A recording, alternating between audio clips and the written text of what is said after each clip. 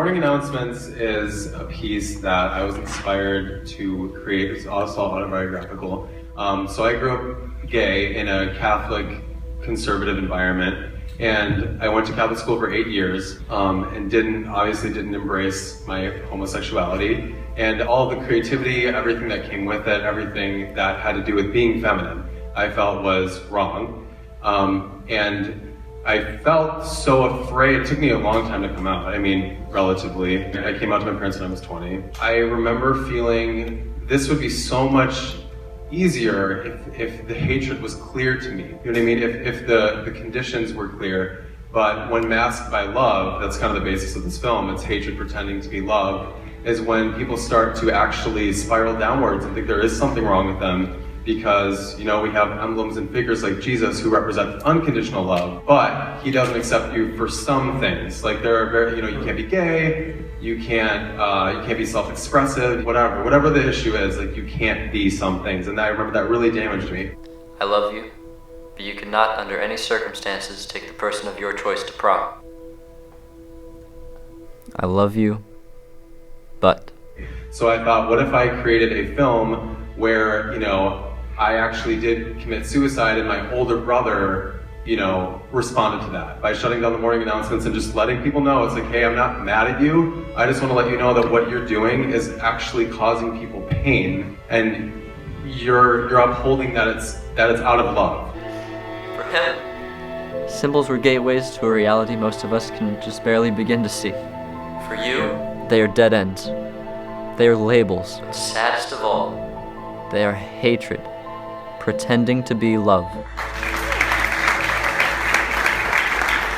Yeah, what a wonderful twist that was, because I grew up in the 70s and every morning we had a morning announcement, but we never had a morning announcement like that.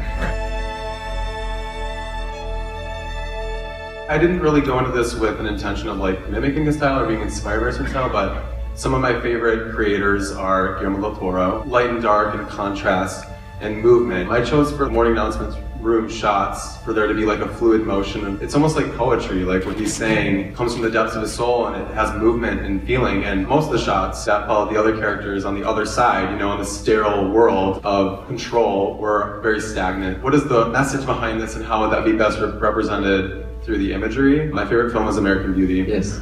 And a lot of those films, there's so much that can be communicated without speaking. It's very metaphysical, but it's also about just looks and seeing different perspectives through doorways. My favorite shot from Morning Announcements is when the older teacher just gets up and goes to the door and she's just seeing the principal in profile who represents control, and she's not even looking at her. She's not even aware that she's seeing the dismantling of her power. Performances can tend to feel contrived when you try to control it, and that's something I've learned as a director. It's less about controlling a situation or a feeling and telling people how to do it, or just letting it go. Let things breathe and don't try to control it, and you'll get the best emotion that way.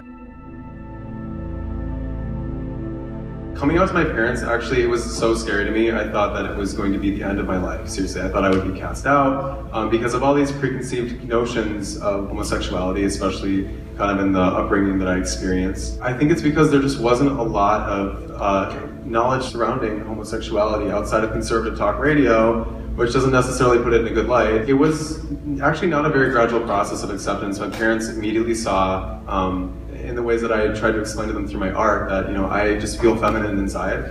I'm a feminine essence, and I am in a male body, and I want to express that.